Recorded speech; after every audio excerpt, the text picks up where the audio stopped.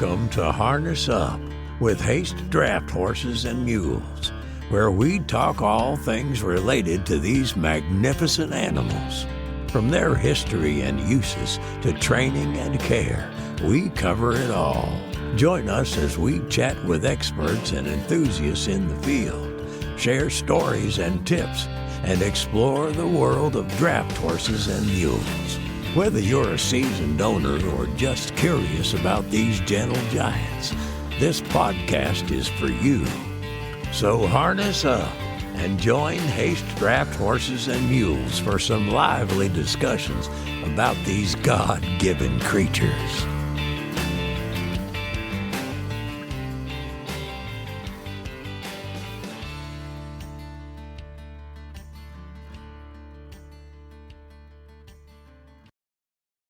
Howdy, folks. Stephen here with Harness Up Podcast with Haste Draft Horses and Mules. How's everybody doing? Guys, it's a wonderful Saturday night here in Kentucky, and the guest on the other side of the screen right there is all the way across the United States in the great state of Nevada. And super nice guy. Guys, I want to introduce you to my friend Cory. How you doing, Cory? Good, and yourself, Stephen? Buddy, I'm great. We've had a great day. It's just been a good, wonderful day, like 70 degrees here and amazing. That sounds good. It's about that here. We've been warm and dry all winter. It's actually been the warmest and driest winter that even the old timers around the area here remember. So we're supposed to be in the 80s next week, and I've lived in northern Nevada my whole life, and I don't ever remember 80s in March. So that's crazy. Where are you at in Nevada? About an hour and a half east of Reno, little town called Fallon. There's basically some farms and ranches and a naval air station here. I sold some horses, a lot of horses in Nevada, but here recently we sold a horse to a lady in Pioche. Pioche, way down south. Yeah, southern Nevada. Yep, I think that's probably about an 8-hour drive from me. I've been out there a lot. We used to sell a lot out there. When I was on the road trucking horses, we'd come to Nevada and bring loads all the time. And I did not know it, but there is a horse motel in Vegas. I've heard about that. I've never needed it, but I've heard about it. It's really cool. And we stayed there. And one night I slept all night at Area 51 in my truck with a load of mules. Yeah. Yeah, I completely. Probably would that be Highway 95 or on Highway 6? 95. 95. Yeah. Between Vegas and Tonopah there is to the east of Highway 95 is where the test site's at, and you're climbing elevation that whole way, and the wind there likes to blow to the south. So you're driving north, the wind's blowing the south, and you're on the super gradual climb. When I was in high school, I had a GMC pickup that had a 454 in it, and I remember I got about 5 miles to a gallon climbing out of there one time. Wow. And that stretch is always notorious for people running out of fuel because they don't realize they're climbing. There's a barbecue restaurant in Winnemucca that is great. It's called The Pig. Yep. And every time I'm through there, I go there and eat every chance I get. You might double check this. I was in Winnemucca about a month ago, and they didn't look open. That ain't good. I don't know what happened. I remember we were looking for some place to eat, and it might have been a little bit too late at night. But I remember we pulled up in there because they're right there by that. It used to be a grocery store, and now it's a hardware store or something. But we pulled in there, and there wasn't any lights on or nothing. But if you're in Winnemucca, though, the place to go is the Griddle for breakfast. Okay, I'll remember that. I'm gonna jot that in my little brain here and make sure I can remember. You got to get the anti-Mose spuds. I want to talk a little bit about what you do and why we're doing this. Tell the folks your day-to-day life, what you do, and how you would fit into Harness Up podcast and like the agriculture and Western world. Yeah, you bet. So I'm a day working cowboy, which is somewhat common on this part of the world when ranches need an extra guy for a couple days or a day at a time. they'll call me. Usually spring and fall are my busy times of year, processing, branding, turning cows out, gathering, all the big works there. I do work full time for a ranch here, and I got a really, really cool, unique arrangement. I live in ranch housing, and the agreement is that they'll work me when I don't have day work, because on my YouTube channel, which is how we met, day working is all the content that I post. So they understand that I'm doing that and trying to build my horse herd and build this YouTube channel into something that can provide for my family. So they're good people. They let me just kind of run with it. You know, I did a podcast earlier this week with Luca Fapani. He's a reiner, a really nice guy. And we was talking about how the YouTube channels really, people watch other people's lives because some people do stuff that other people don't get to see.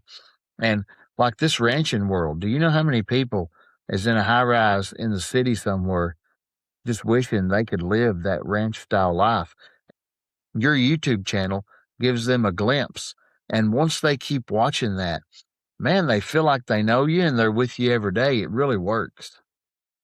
That's one of the weirdest things about the YouTube channel is people will talk to me like they've known me for years and I just met them. The first couple times that happened, I was almost taken back by it because it was weird, honestly.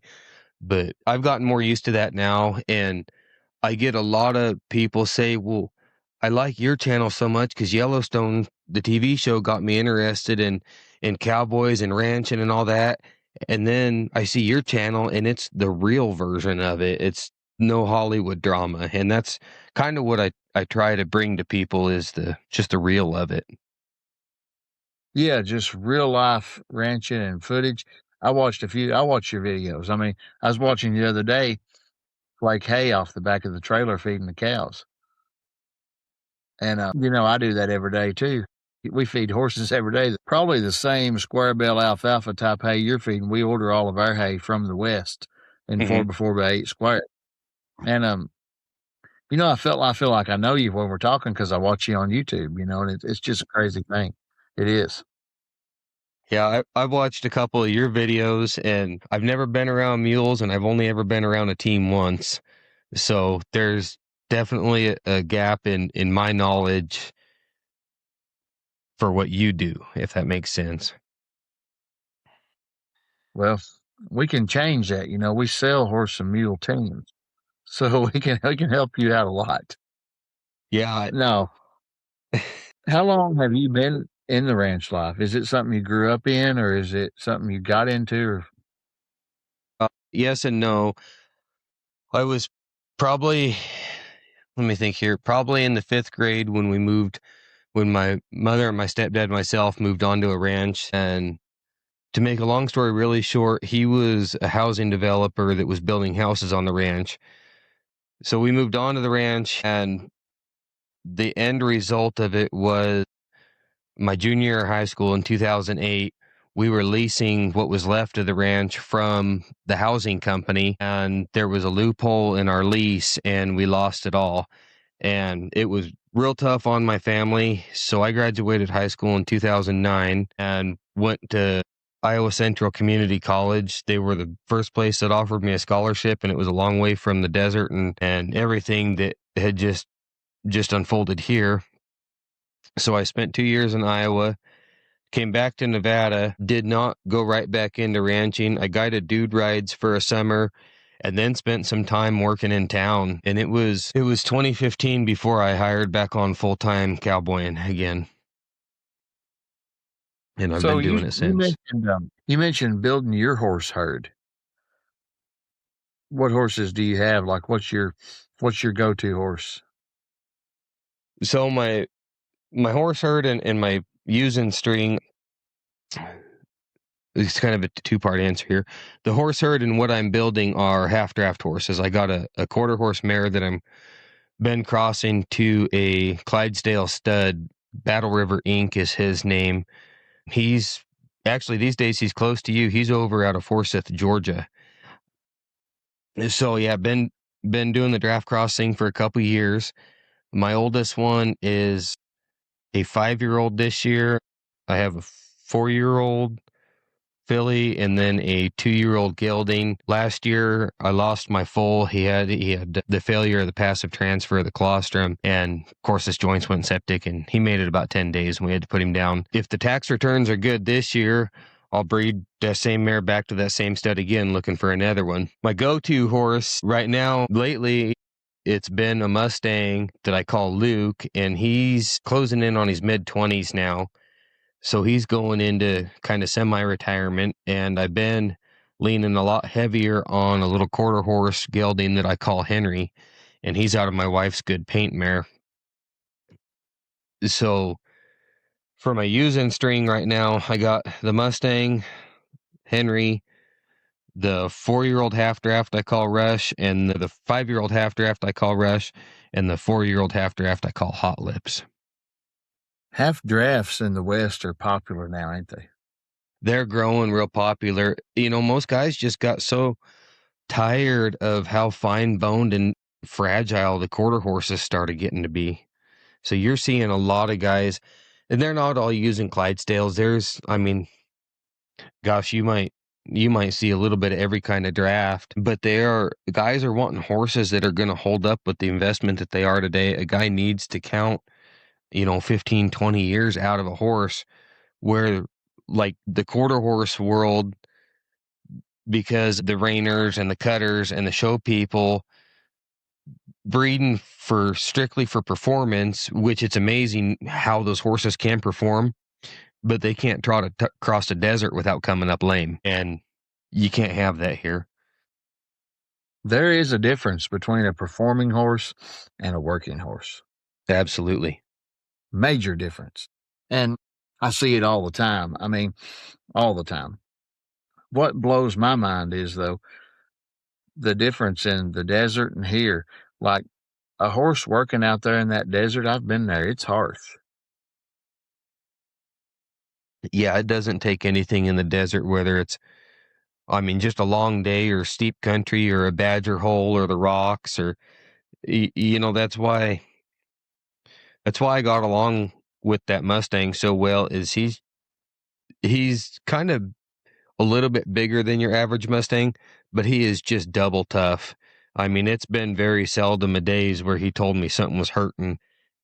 I'm sure if a really good lameness vet looked at him, they'd probably flip over backwards, because I know he's had the war stories and the scars that he's earned. He's, that toughness in a horse out here goes a long ways. Are Mustangs pretty popular out there for people using?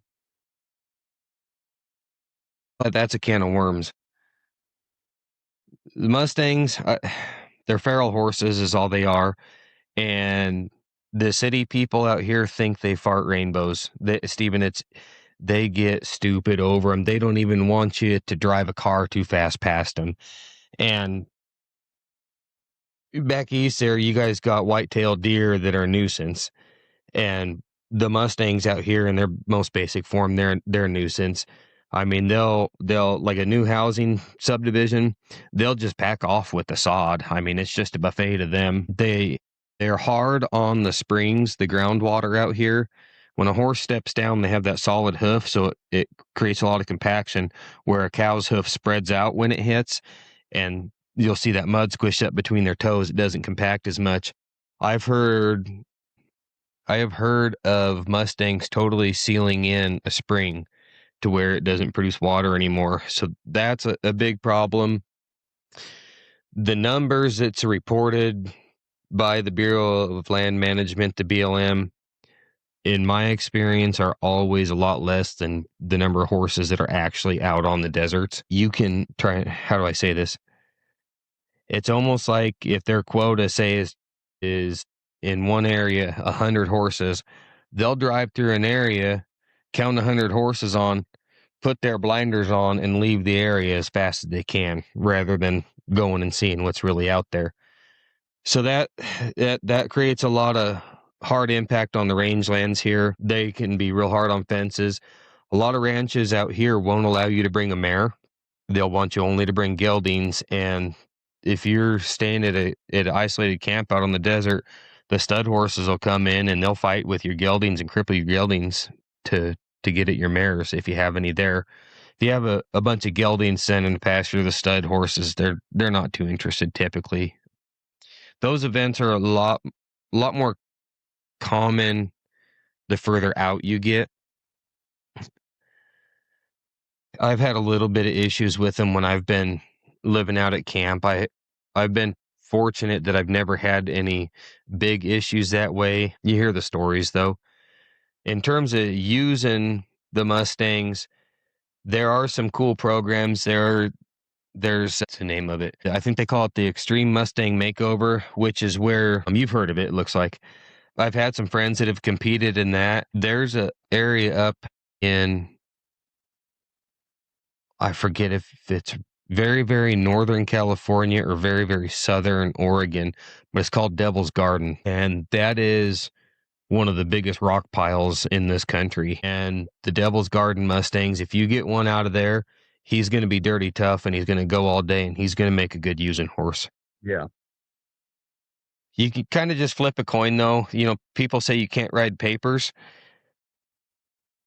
You can flip a coin with the papers just the same as you can flip a coin with the Mustangs. Same principle. Yeah. Yeah, I mean, we're digging into real desert life, ranch life here. Even myself, I don't see that. Like, I've not lived it. I've not slept on the desert and been a cowboy and ranched on it. I've been there a lot, and it blows my mind. Like, I'll just be driving down 95, for instance. How in the world does a cow or a horse live out there and eat?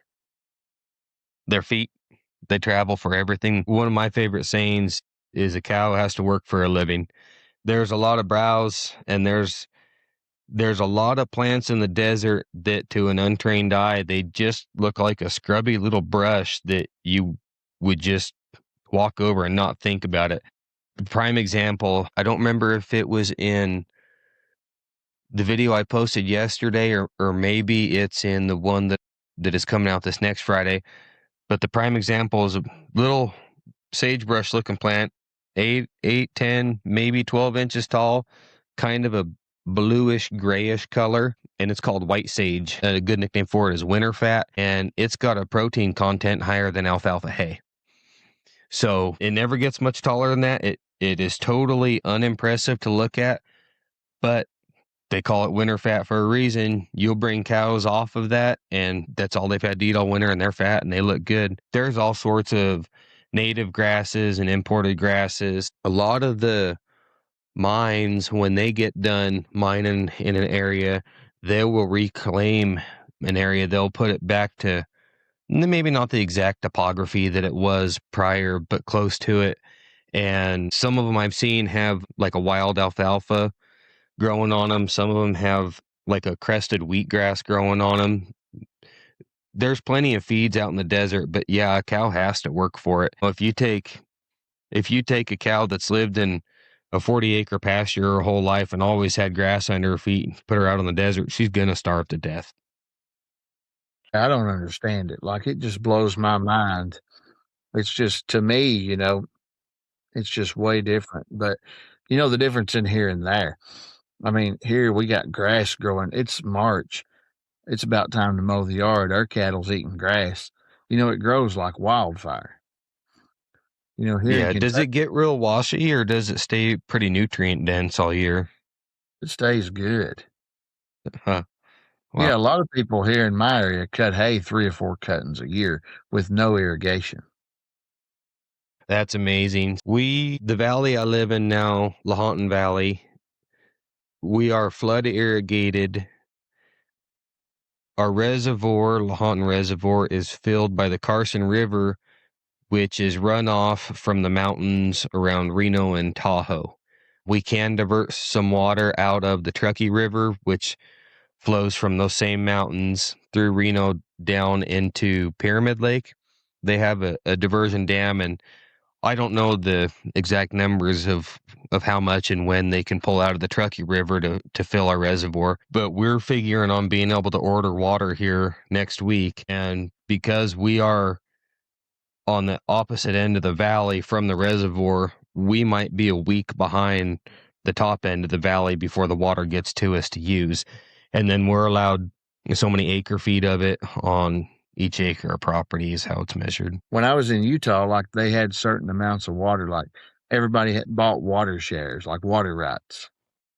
Yep, that's the exact same thing here. If you go to buy a piece of property here and it doesn't have water on it, it's not worth very much, where an irrigated acre is about $10,000 here, roughly. That was in 2020. I was trying to buy a piece of property, so it's probably come up since then.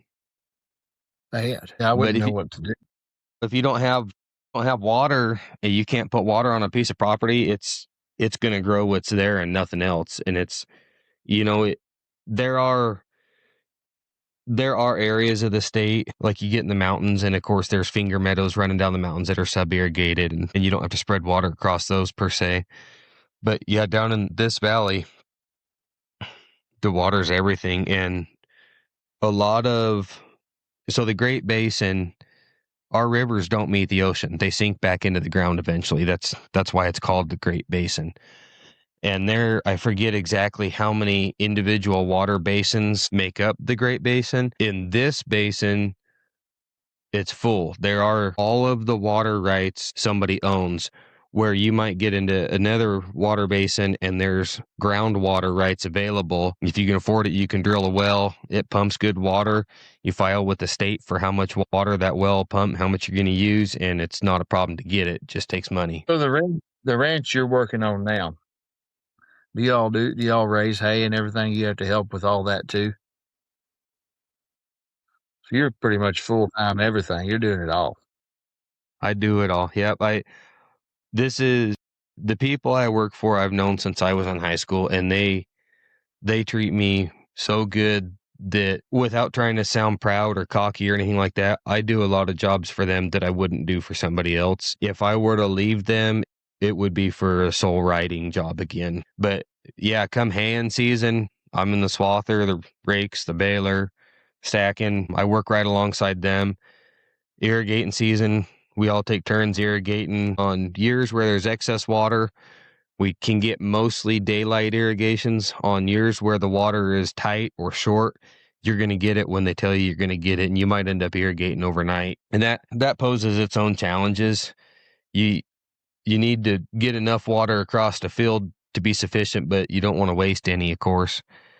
So it stinks you're easier in the daylight. Come wintertime, any projects, we've built a couple set of drill pipe corrals over the last couple of years. The way the ditches work for the irrigation water, if it's in the district's ditches, they'll do the maintenance on it. But once it's through your head gate onto your property, the ditch maintenance falls on the rancher. So that always takes a lot of work, keeping those up. Just today, we were filling some, I guess you could call them little retaining walls that we'd put some cinder block in for where the water spills out of the ditch. It was starting to eat back into the bank.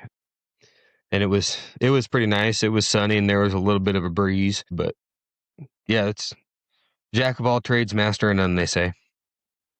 How many acres is that ranch you're on? I'm not at liberty to say that because it's not my property. I understand. It's enough that they can justify having a full-time guy. So I'll say that. Acreage out there, what I was trying to compare to, like here in eastern Kentucky where we're at, if you've got 50 acres, you've got a big farm. Sure. So this ranch is all private ground. It's all inside ground, we call it. So these cattle, with the exception of one little tiny allotment, it's all private ground. So the cattle will graze grass pastures all summer. We'll put up alfalfa hay, or, if we got something rotated into some wheat or something like that, we'll put that up too. And then last year we didn't take our third cutting of our grass alfalfa mix. We just let it grow up and turn the cows out on it for the fall. And then we can graze the alfalfa once it's died in the winter. So the irrigated ground, yeah, you can raise quite a bit more cattle per acre. Now, one of the ranches I worked in the past, the desert allotment, which was my responsibility, was 800,000 acres, and we could run 1,800 mother cows on it. So you do the numbers there. That's a lot of acres per cow. Yeah, that is. So how often do you have to go out and camp? You was talking about camping in the desert and going out like that. Is that a normal thing? Depends upon the outfit you work for. I worked for an outfit. We turned out on the desert March 1st and had to be off of the desert November 1st. So I was at a camp that was 40 miles from the pavement, another 20 miles back to the ranch from March 1st to November 1st, 6 days a week. Are you all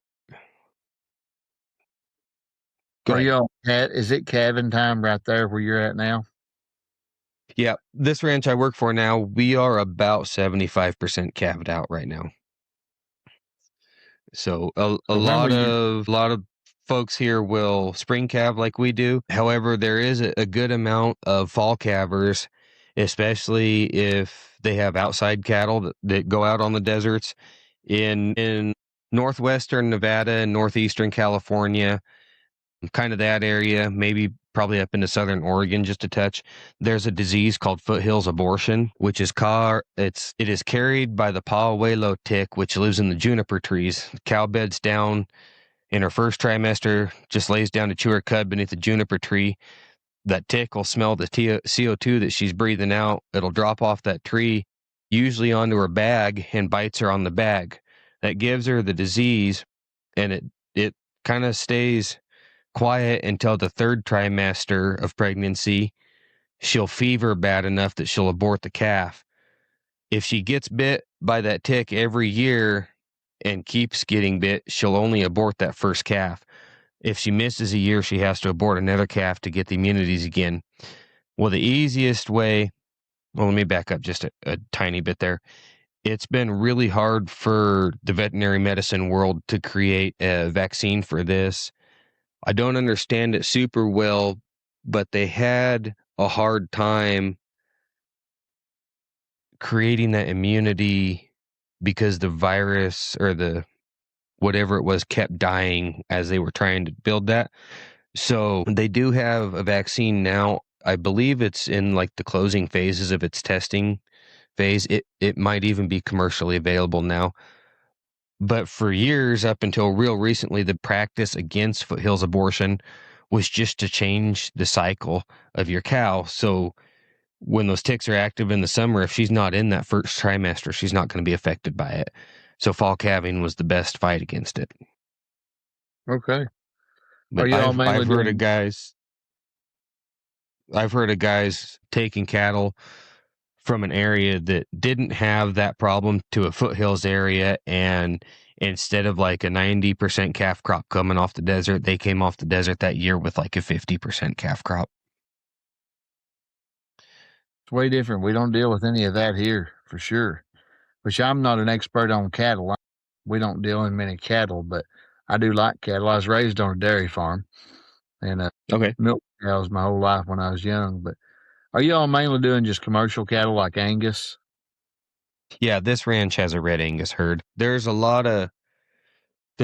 pretty good amount of beef master influence out here. Kind of a lot of desert cows are just kind of mutts, I guess you could say, the little hybrid vigor in them. There are some guys that are real strict with how they breed, but there are some guys that get, they kind of get a mix of everything. They need a little bit more milk, so they might bring something in like that, or, their cattle are maybe a little bit too gentle on the desert, because a desert cow shouldn't be totally gentle. So they'll bring something in that's got, a little ear and get a little bit of flight into them, stuff like that. What are the predators you have to deal with out there, like your wolves, coyotes?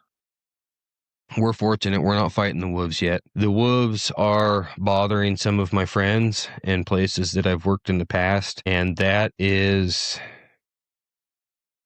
a curse set upon us by the U.S. government is what that is. She can't do anything about it because everybody's watching them all the time. The normal predators, mountain lions are about the biggest concern. The two-legged predators are always a concern too, especially when the economy gets real tough. It seems like you see more people that might mistake a bovine for maybe a deer, I guess you could say. Do you run into that a lot, like people trying to shoot cattle? I haven't personally. I've heard stories. The ranchers and the hunters out here kind of, how do I say this? There's not a disrespect. That's not the right word. It's a tough subject there because a lot of the ranchers do like to hunt and they understand why people like to hunt. But when you have that much land that's public land, you might, let's just imagine a place, we'll call it 100,000 acres for simplicity's sake, and it's divided into 5 pastures. Well, the rancher are going to create a grazing plan for that year. So come October, which is usually when deer season, rifle season starts around here, you might have to have your cattle, say in pastures 3 and 4 of your allotment. Well, the only thing stopping them from going to the other pastures is a wire gate. Hunters will come through, leave the wire gates open. Your cattle are drifting. Now the BLM's writing you trespass because your cattle are where they shouldn't be. Or another thing hunters do that's really causes a tough spot is they all want to camp on water, which I get it. That's the prettier campsites. That's, there's shade there. There's, of course, water. So I understand that. And I've done it too when I was young, but that's private ground. And that might be the only source of water for a cow to drink in a couple mile radius. Well, if somebody's got a camp right there, those cows aren't coming into water for, a 3-day weekend, and that's hard on them. So there is some friction between the ranchers and the hunters out here. I would say though, most of the hunters are good people and they are very respectful, but it does unfortunately just take one bad apple to ruin the bunch there. It's definitely a different world. Here in Kentucky, it's not called ranching, it's farming. It's just it's a whole different world. But I know what you're talking about, desert cow mutts, because I seen them, especially in Arizona and all over. There's a difference. Yeah, they're a different creature. And even in Nevada, you get up north like Elko County or Humboldt County around them. That's cool. That's high desert enough. It's high desert, and there's enough feed up there they can support a bigger frame cow. Where you get like south of Tonopah, and that cow, she might look like a cow crossed with a gazelle or something, because she's more of an athlete than she is beef cow. Yeah, it's crazy. Well, let's talk about you a little bit more. Now, you started this YouTube channel. You're digging in. You're wanting to promote your YouTube. And guys, it's cool to watch. If you're on my YouTube here, Hey Strapped Horses and Mules, get on and check him out. Tell the folks how they can find you on YouTube. YouTube channel is Roobuck Nevada, ROOBUCK Nevada. Just click on there.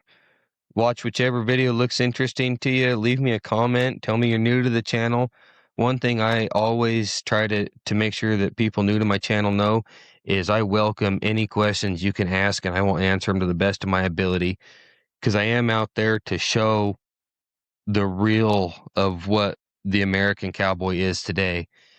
50 years ago, it was a little bit different than it is now because trucks and trailers are so popular that, like I said, I think I just turned my taxes in yesterday, and I think I had 9 or 10 different 1099s, which is these days, I will load up in a truck and trailer. Some of the places I go are 10 hours away, 12 hours away.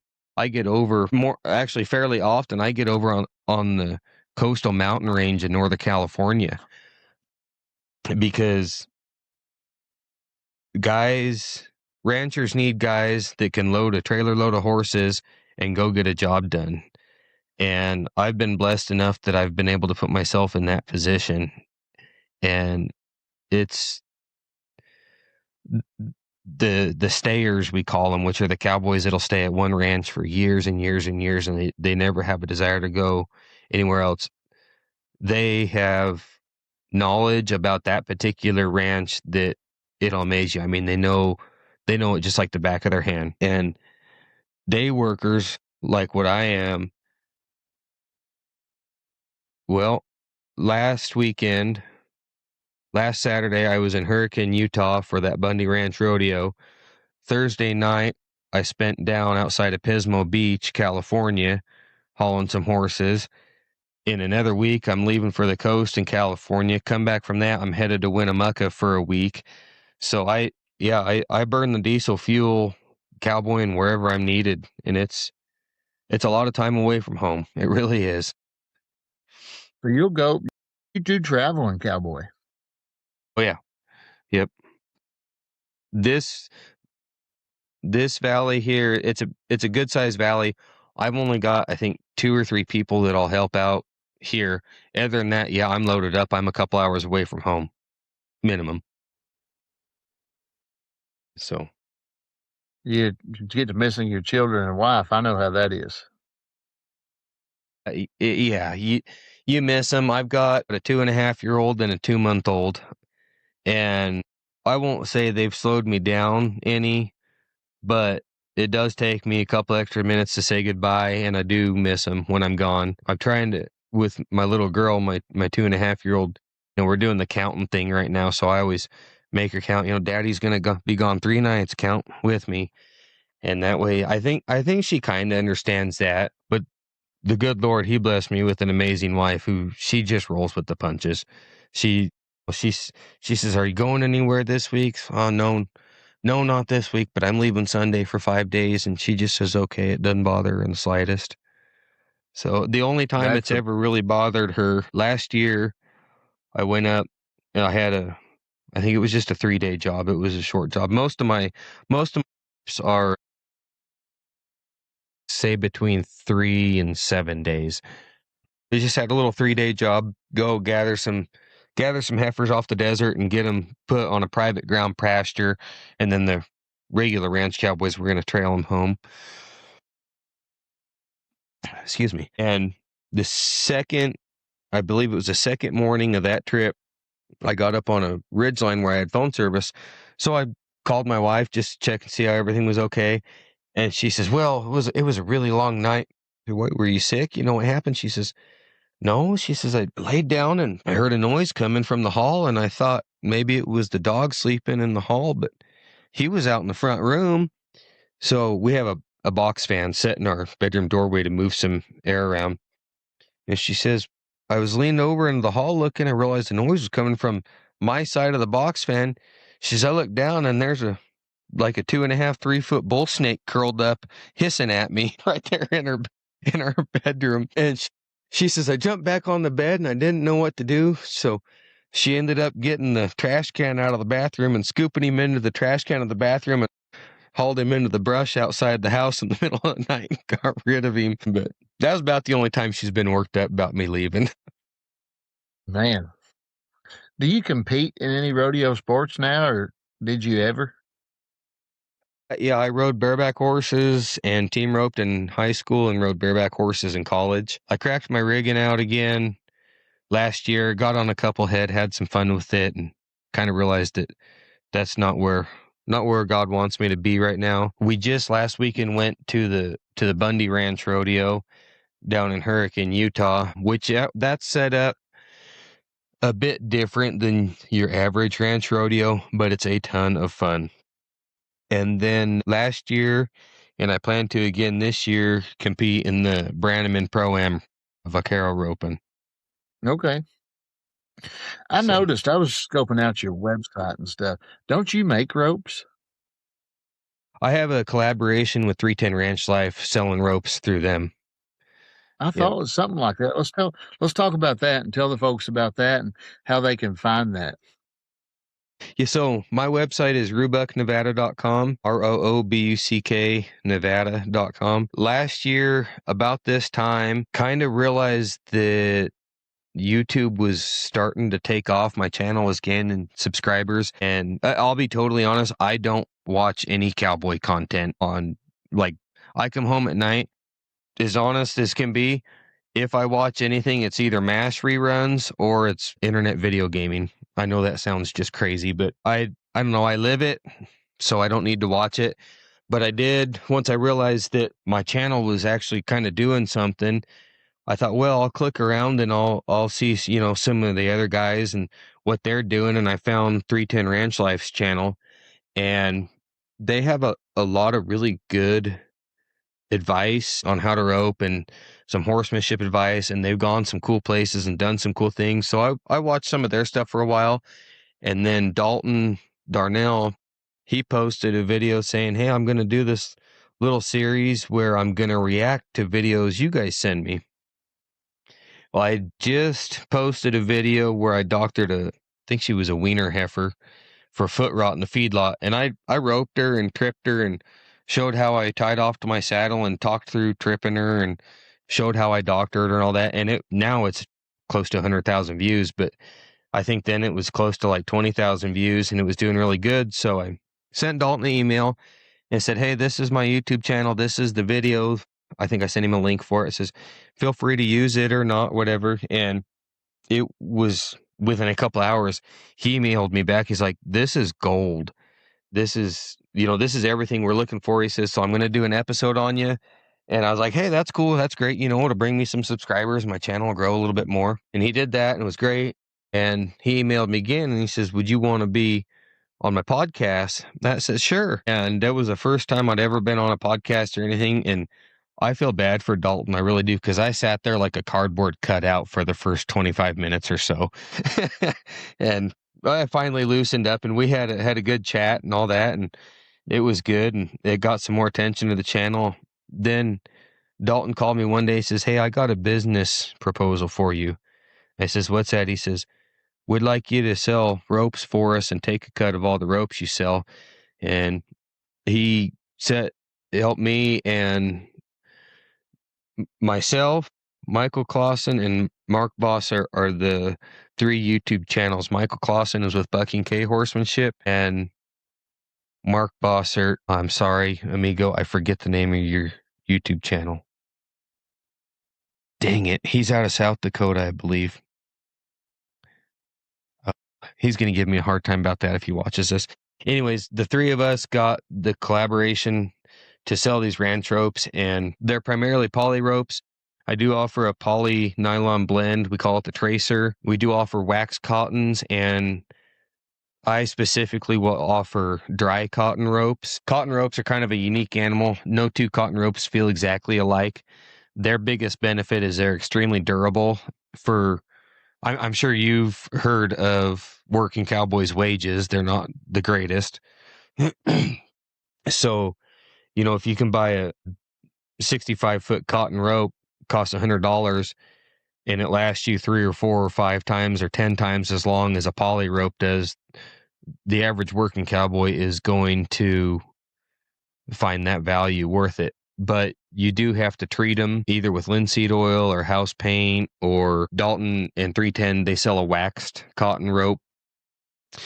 So I think I'm the only one that offers them dry, but before I got to know Dalton and all them, and to be real honest, before I had as many poly ropes as I have now, I just used cotton ropes, and I figured out how to get along with them and how to treat them and how to treat them both in the sense of what I put on them, whether it be linseed oil or paint, and how to treat them in terms of physically treat them.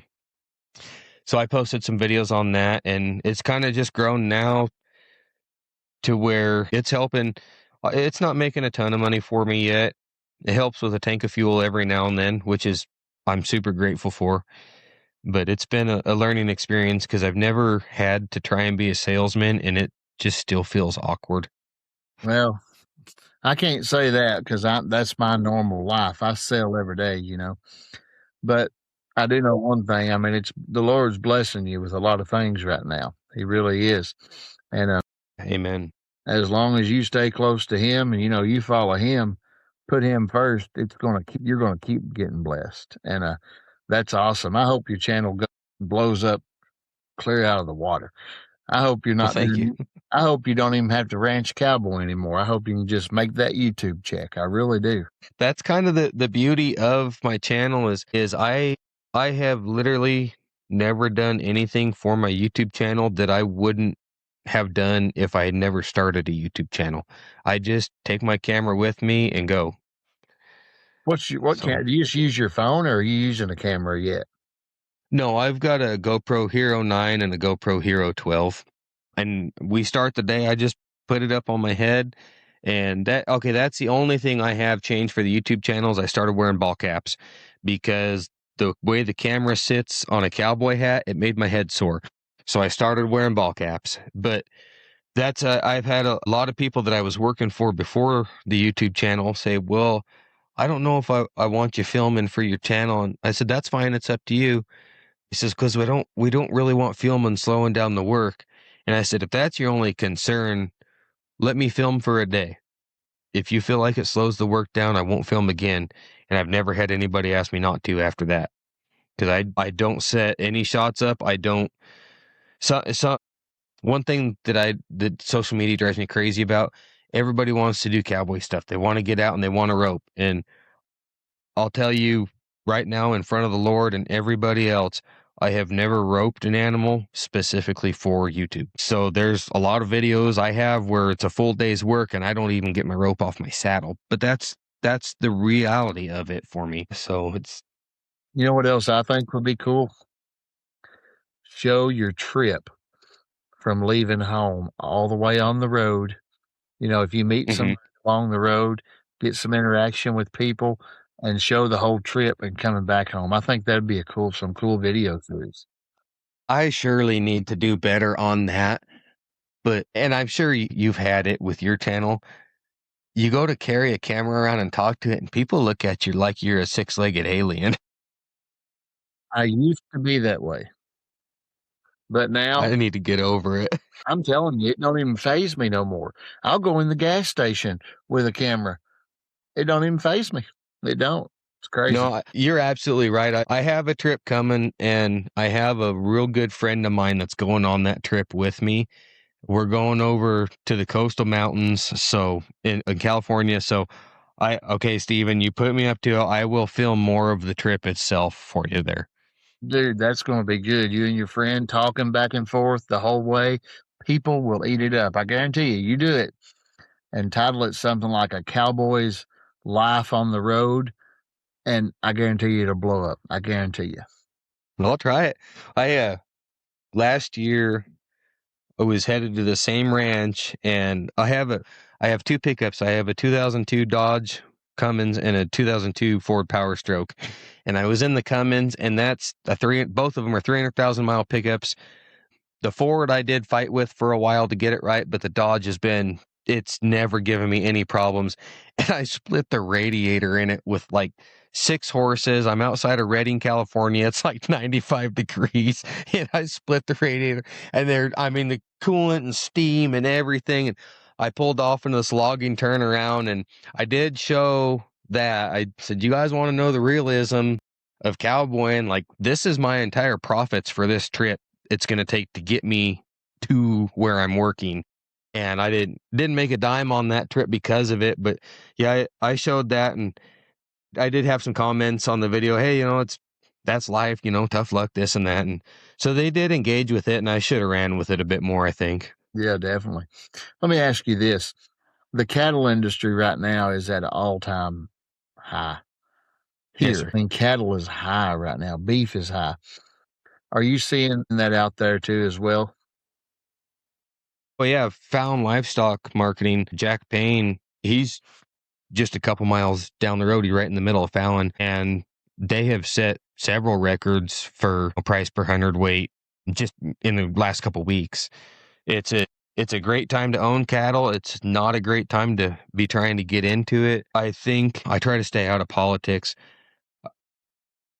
How do I say this? I think that there's a lot of things that are going to come up here for a little while, and then I think it's going to simmer down. If you look at cattle prices historically, they're the peaks and valleys, but it's always climbing. So I don't think it's going to stay this high for an extended period of time. We might get another year out of this market, maybe. And this is my opinion, and it's not a very educated one.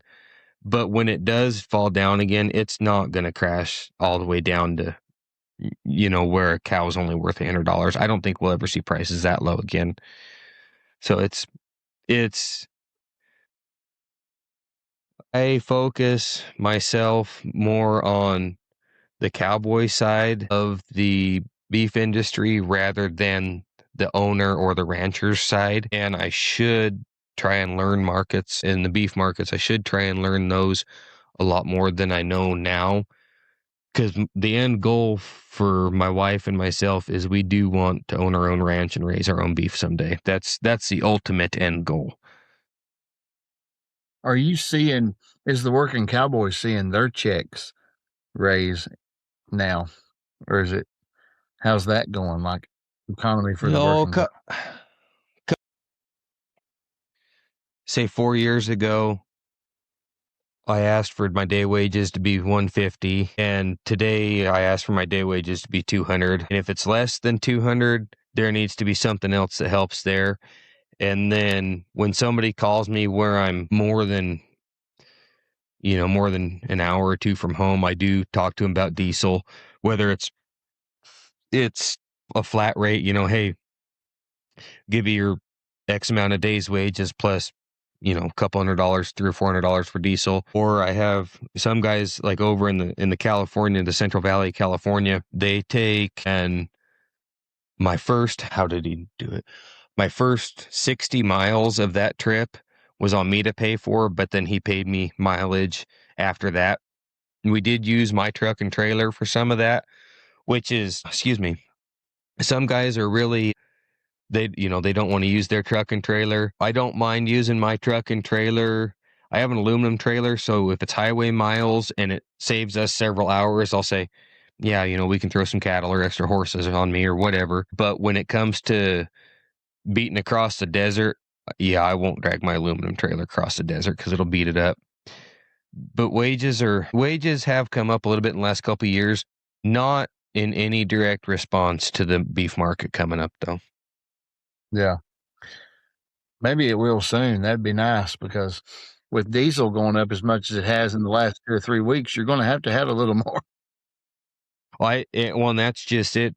Like this trip coming to California, I told them flat out, I says, look, California, there's $6 and $7 diesel over there already. It says, I know it hurts you, but you got to pay my diesel, because I would take all my profits and put them in my diesel tank, and I can't make the trip. I could stay here, work for the ranch I live at here, and that would be smarter. And he was really cool about it. He says, that's not a problem. He says, keep your receipts. I'll reimburse you for it.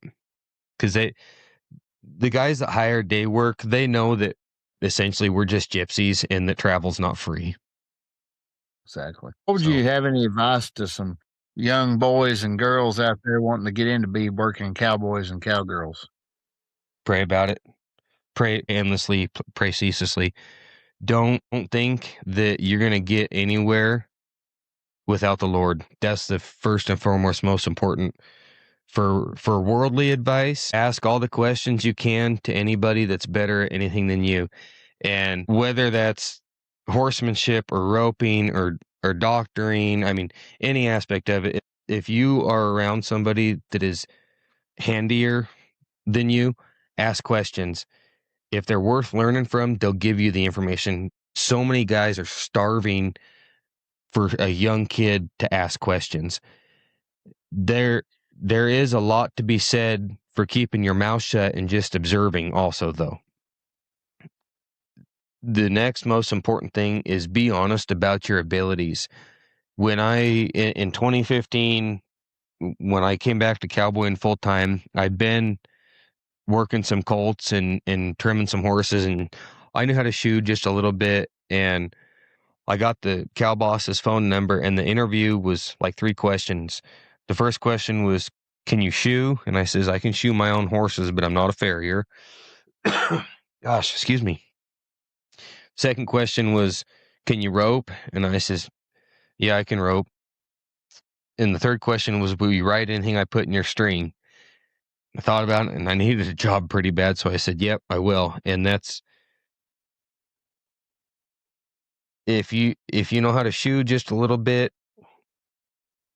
that helps. If you know how to rope and you don't know how to doctor by yourself, like Mark Bosser, myself, 310, like there's a ton of information on YouTube now. A guy can get the concepts there, and then just be honest when you do apply for a job, and be humble and gracious, because this life, you're never going to have a shiny new pickup. These 2 pickups I have are both 24 years old. They're probably going to be the last 2 pickups I ever have. If I get to a point in life where I can afford a new pickup, it probably came from YouTube someday, because it didn't come from Cowboy. But I've been more places a horseback than most people will ever be, whether they're hiking, hunting, four-wheeling, side by side. I've seen cooler sights horseback in this walk of life than some of the things I've seen a horseback. People think I'm just making up. I mean, I've seen a sunrise from a mountain almost 9,000 foot tall, when I could look down. I had to look through, almost down through the clouds to see the sun coming up. That's something most people never see. No. You know, I saw a first calf heifer have her calf, lick it off. It stood up, nursed. Everything was just perfect on like a 70-degree Easter morning. Like that's just a blessing. There's so many quiet blessings like that in this lifestyle. All you have to do is look for them and turn off the noise. You know, you're not competing with the Joneses. And that's, I have three or four buddies of mine, townies, we call them. They're just town people. And that's not an insult, but they tell me all the time, man, I'd love to have your life and this and this. Well, get rid of that truck, get rid of your mortgage, and just learn to live life enjoying what you do. Yeah. That's the biggest thing. Yeah. That is true. And it's not all about the money. You can be happy if you don't have a lot of money. You know, the Lord will bless you, and you can be happy with what he gives you and live a good life. Yeah, absolutely. You sure can. I've been in the oil fields before I started cowboying again, before I came back to it, and I made a lot of good money in the oil fields. And the more you make, the more you spend. You just end up in more debt, and you just make it tougher for yourself. The Western cowboy, though, is changing. Like cowboy lifestyle, what they present it to be is the type of clothing you're wearing. Like the clothing, the cowboy line has went unreal. Like there's people wearing it that never seen a horse or a cow. Yeah, we call them hats and boots, and they come out usually about the time the Reno Rodeo's in town. It is so hard, and we can even just break this down to cowboy boots. I have a partnership now with Little Joe's Boots out of Oklahoma City that I got through my YouTube channel, and they sent me a pair of boots. And when they reached out to me, I was a little bit skeptical, not of what they offered to do, but prior to them, I've only ever found one pair of boots it was worth having as a working cowboy, because you get Justin's, Ariats, Double H, Tony Llamas. I mean, you name all the boot barn brands, so to speak, and they're rubber soled. They have a soft shank. They have that low roper heel, and that, you know, that works for an arena cowboy or a guy that doesn't own a horse, because it's basically just a Western styled tennis shoe, where like 90 some odd % of the working cowboys I know, it's a leather sole with a stiff shank with like a 2.5 inch heel. And that's for safety and ultimately comfort. And you can, the fashion today for, I don't know, what some of the handiest guys I've ever seen in my life probably didn't own a cowboy hat, to be honest. No. You know, they'd never, I would argue with anybody that the handiest guys in the West don't rodeo whatsoever at all. Like they just have no interest in it. They just wear what they wear and get out and work. Yeah. Yeah. And, you know, depending upon the day, for me, like prior to our podcast tonight, I had on a white t-shirt because I was pouring concrete earlier today. I mean, I'm not going to take, what is this, a $30 or $35 button down and go pour concrete in it? That'd be foolish. where you see, I won't name the guy. There's one guy that he day works. He's a young kid. He's trying very hard to learn. He definitely could set his pride down and learn a little bit faster. Young kids, we were all like that. But he comes out and he looks like an advertisement straight out of the AQHA magazine. And it's just like, by the end of the day, he's mad because his whatever kind of shirt's got a tear in it, or his hat blew off and got stepped on and's got a hoof mark in it. It's just like, you're working, man. What do you expect? Yeah. I'm not real big into wearing the brands. I mean, I got stuff I like, but you won't see me dressing like a full-blown cowboy when we're out driving horses. I'm going to wear what's comfortable and wear in the wintertime what's... Yes, I do not like the cold. Take care of myself, But yeah, it's just changed so much. It's unreal. Like next week, I'm going to Road to the Horse, which is a colt start competition.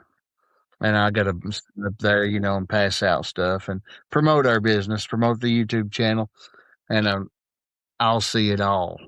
Like I'll see people in the fanciest Western attire, and it's going to be all just a Western full-blown week. And you know what? I'm going to go in there with my mule hat on. There you go. Just promote the mule some, but I'm looking super forward to it. But all right, guys, we're going to call this a night. It's it's 11:45 here on the East Coast, and I've got to get into bed probably. I'm getting a little sleepy. Yeah, I got kids to put to bed. I can hear them starting to give my wife problems. Mine's done long gone. I got a 3-year-old and a 7-month-old, so oh yeah, I know how it is. Guys, once again, I'm going to let him tell you the YouTube channel and the website. You bet. Both of them are Roobuck Nevada. That's ROOBUCK Nevada on YouTube, and then RoebuckNevada.com. I sell some ranch ropes, have a little bit of other stuff. I'm working on getting more quality gear on my website. I won't sell anything on that website that I would not use myself or have not used myself. So, gosh, my phone number is even on my website. If you got questions about ropes or tack or anything like that, shoot me a text message, call me, email me, RoebuckNevada@gmail.com. I'm not the handiest guy. I'm not the smartest guy. I just have years of experience, and I can give you my opinion on things. Sometimes that matters a whole lot more than anything else. It sure does. Well, Stephen, I appreciate the opportunity here tonight. I really enjoyed this. I appreciate you. It's been great. I've been looking to get a real working cowboy on this podcast, and I found me one in Roobuck, Nevada. So, guys, thank you all for listening. Again, Harness Up Podcast with Haste Draft Horses and Mules. Check us out on the website at www.drafthorses.andmulesforsale.com. Also, you can find us on social media all across all platforms at Haste Draft Horses and Mules. Until the next episode, keep harnessing up, guys, and we'll see you real soon. God bless you.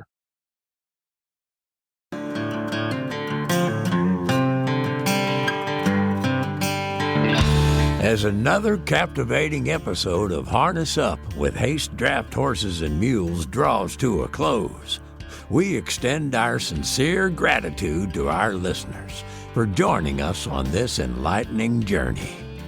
We hope today's discussions have deepened your appreciation and understanding of these magnificent creatures.